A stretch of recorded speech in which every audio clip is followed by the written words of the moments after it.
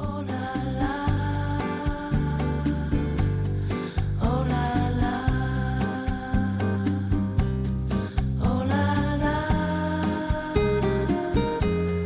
oh la la, oh la la. Bonjour. Imaginez une erreur en cuisine qui mène à l'une des tartes les plus célèbres en France.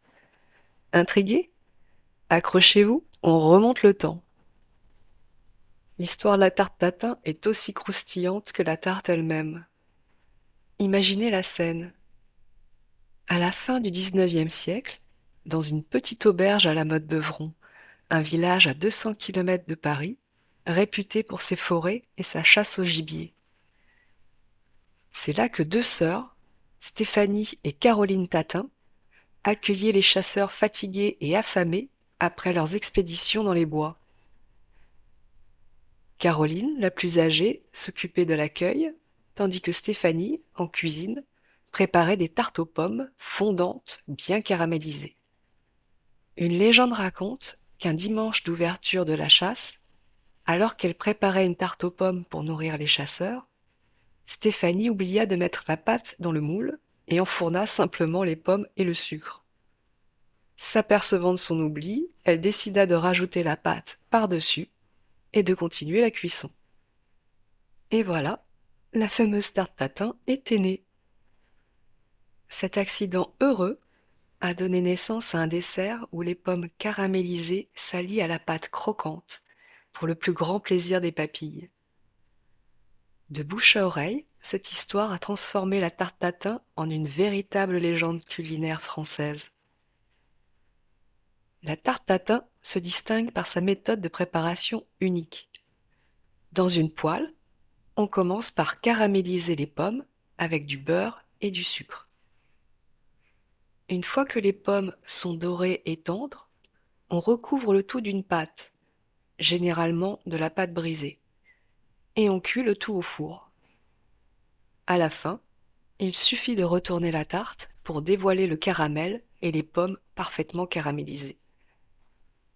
Maintenant que vous connaissez le secret de la préparation, voici la recette pour réaliser vous-même votre tarte tatin. Pour réaliser une tarte tatin pour 6 personnes, il vous faudra 8 pommes, de préférence Royal Gala, Pink Lady ou Saint-Aubin, 75 g de beurre, 75 g de sucre en poudre, 200 g de pâte brisée ou sucrée. Pour commencer, préparez les pommes en les épluchant soigneusement, puis découpez-les en quartiers. Ensuite, faites fondre le sucre dans un moule à tarte à feu moyen pour obtenir un caramel doré. Une fois le caramel prêt, incorporez le beurre et mélangez soigneusement pour une texture lisse. Disposez maintenant les quartiers de pommes dans le caramel en les plaçant bien serrés les uns contre les autres. Faites cuire à feu doux jusqu'à ce que les pommes s'imprègnent bien du caramel et prennent une belle couleur dorée. Puis, recouvrez délicatement les pommes avec la pâte en rentrant les bords tout autour à l'intérieur du moule pour bien enfermer le tout. Et pour terminer, enfournez la tarte dans un four préchauffé à 180 degrés et laissez cuire 25 à 30 minutes jusqu'à ce que la pâte soit bien dorée et croustillante. Il ne vous reste plus qu'à déguster. Et pour rendre ce dessert encore plus gourmand, accompagnez-le de crème fraîche ou d'une boule de glace à la vanille. Bien sûr, la tarte tatin classique est faite avec des pommes. Mais saviez-vous qu'on peut facilement varier les plaisirs? Des fruits comme les poires, les abricots, les mangues, l'ananas, voire même des tomates se prêtent merveilleusement à cette recette. Chaque fruit apporte sa propre texture et ses saveurs. Par exemple, les poires avec leur chair fondante se marient parfaitement au caramel, offrant une douceur délicate qui équilibre bien le côté sucré du dessert.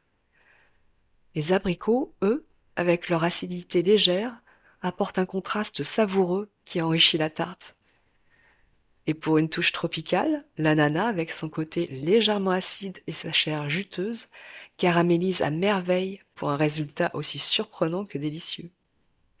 La tarte tatin, née d'une simple erreur en cuisine, est devenue un symbole de la gastronomie française. Ce dessert renversant marie à la perfection douceur et croquant, et son histoire, aussi savoureuse que la tarte elle-même, en fait un incontournable de notre patrimoine culinaire. Maintenant que vous connaissez l'histoire et la recette, pourquoi ne pas tenter de préparer votre propre tarte tatin?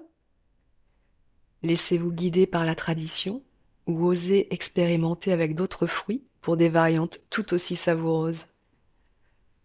En tout cas, un délice garanti à chaque bouchée. Bon appétit et à vos fourneaux. À bientôt.